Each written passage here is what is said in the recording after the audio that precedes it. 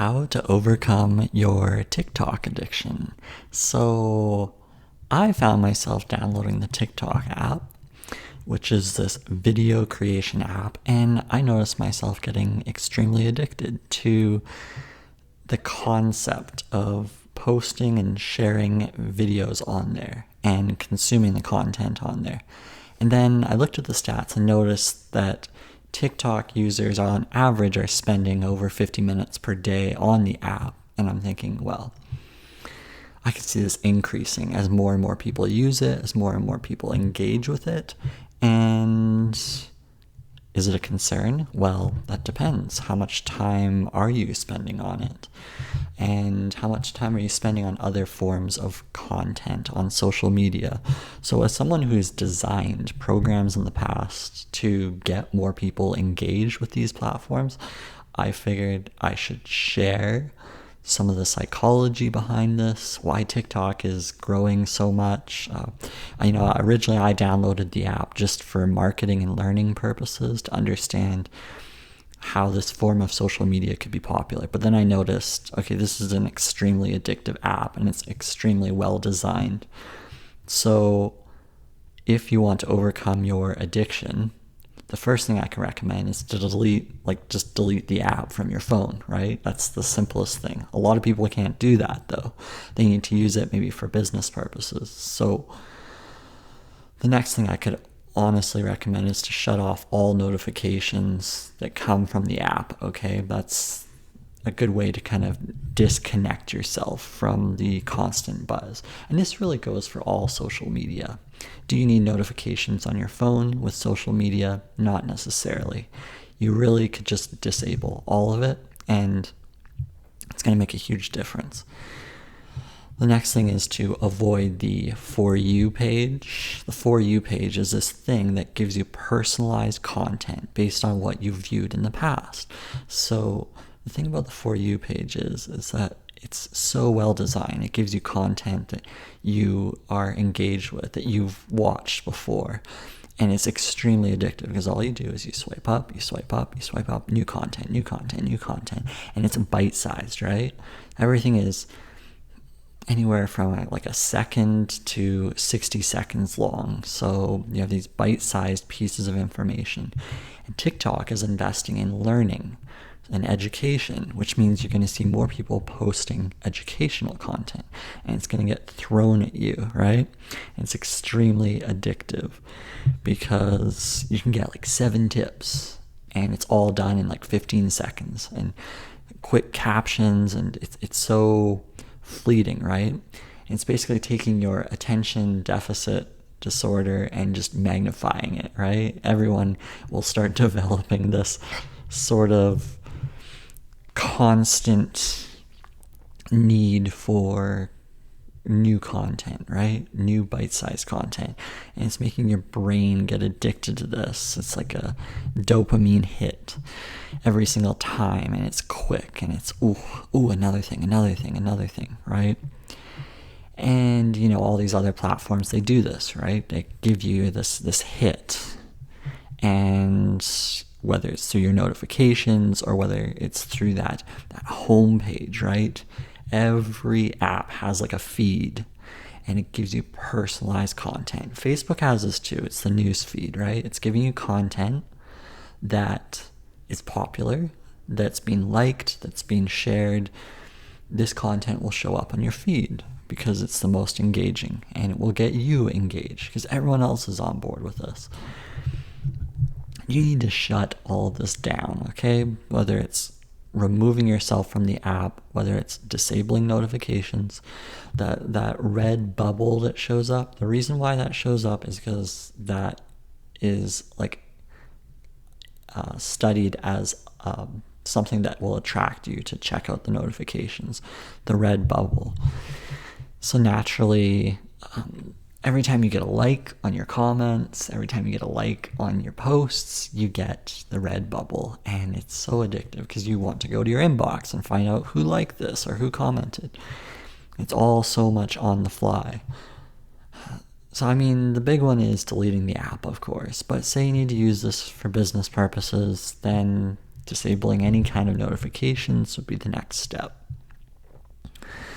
Another piece that you could try is putting the app in a folder called addiction or a folder called business use, and only open the folder when you need to post something, right? You're posting business content, right? Then that at least might give you kind of like a barrier to saying, okay, now's the time to create something.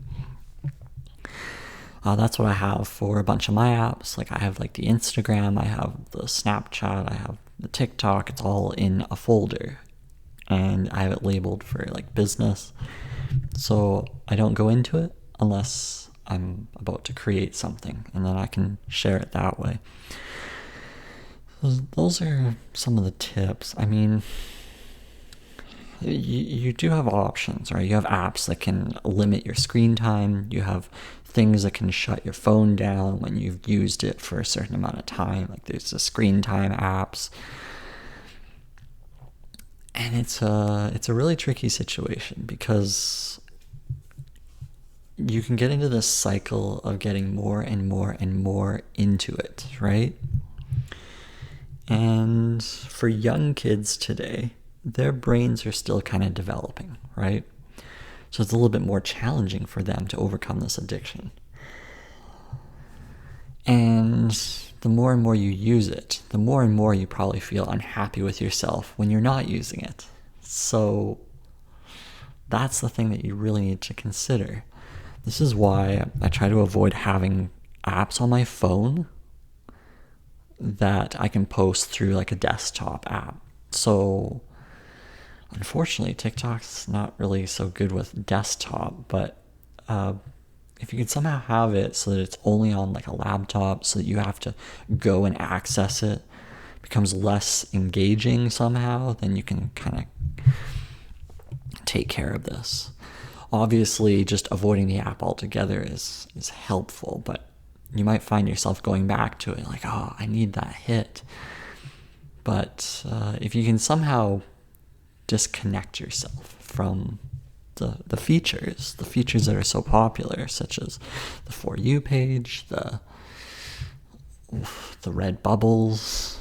I mean, this really does go for all social media. So on the back end, there are designers that are hired to essentially keep people engaged with the app. You want monthly active users. That's a big metric for social media, is monthly active users. And you want that to continually increase, okay?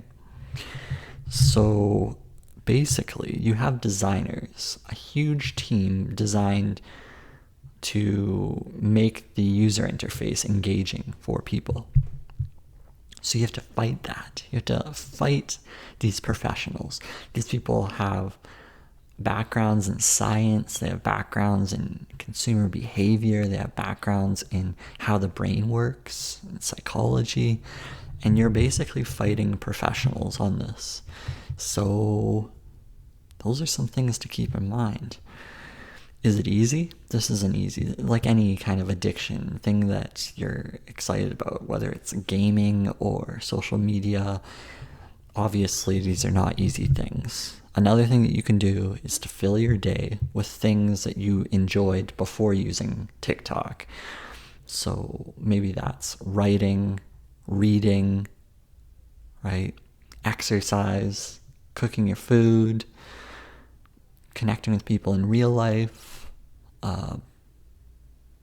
going for a walk outside. These are all different things that you could do instead of using this app. If you can fill your day, right? Fill your day with positive things that make you feel good, then I think you can maybe get yourself away from this, right? But it starts with kind of filling out your day. A lot of people that use this app, they tend to not have maybe things going on in their life, right? That's just the cold, hard reality. They don't have a lot of things going on. So this is why they're using the app to fill the day.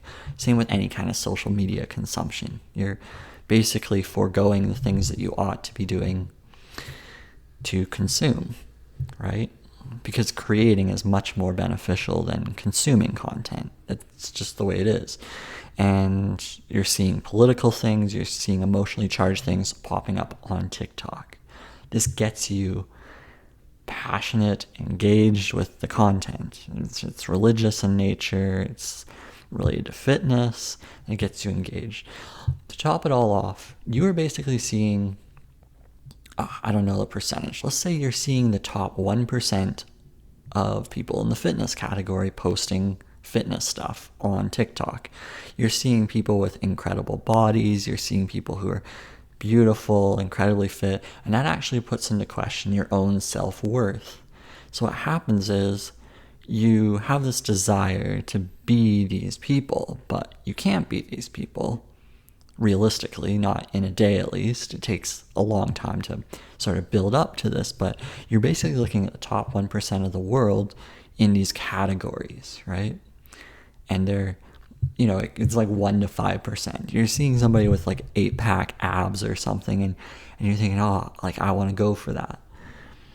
And it's addictive to look at like beautiful people. Right? In marketing, this is the halo effect, okay? Something that's attractive draws eyeballs. This is how this kind of works. So if TikTok shows you beautiful people, they're going to get you engaged more. This is psychologically a fact. And in business and marketing, this is how we do it. We show beautiful people, right? If somebody who shows up and they're just kind of like the average Joe, it's not really going to get the same amount of views as somebody who's really attractive. This is why you see a lot of young people who are attractive on there, getting hits, getting sponsorships, getting some business. It's definitely a good gold mine for people who are attractive, like any social media, really. So you need to realize that there's reality, and then there's this small percentage of people who are hyper achieving. They're going for some sort of thing, and maybe that's not you. So you need to shut that down, right? Because people in their Lamborghinis and cash under the mattress and the Ferraris and the big houses, it is a very small percentage of people. So you need to shut that down and realize that you're on your own personal journey, and you don't want to get like too addicted to something. Now, having goals and wanting to pursue that particular thing is good, but it's not good if you become envious or jealous and basically not interested in doing the work involved to get to that point. So that's what you kind of have to look at, right? You don't want to get into this situation where you're just sitting on the couch and you're like, oh, I want to be that person. It's kind of dangerous. Okay, well, I threw out a bunch of things. Some of it's kind of all over the place. It's kind of like a rant/thought on this. The app is really addictive. I mean, the simple, common sense, logical thing is to delete the app and not be on it. That's the common sense, logical thing, right? There are other ways to build a following. You can continue to create amazing content on other platforms that aren't as addictive. Or, you could just try to embrace it all and try to make it effective for you for business.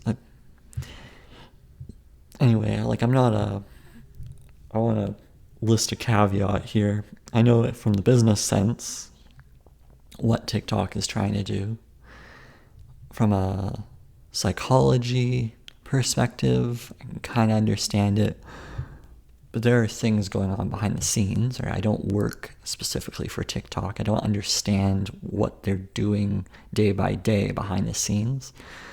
I know they have algorithms like every app, and these apps with their algorithms are basically learning as you're using the app, right? It's machine learning.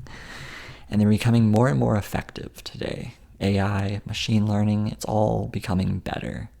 So you have to figure out how to get control of your own mind, right? And getting control of your own mind is the $1,000,000 question, right? I wish I had all the answers, but I don't know you personally. Everyone has their own sort of addictive tendencies, right? And they have different degrees of addiction to things. So it's not all cut and dry. It's not all that easy. But as someone who's kind of seen it, who's gone through it, who can feel it, right?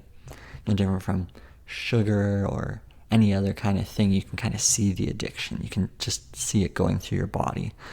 And overcoming it requires deliberate action. So I wish you best of luck. Hopefully some of those things helped. And yeah, till next time, bye.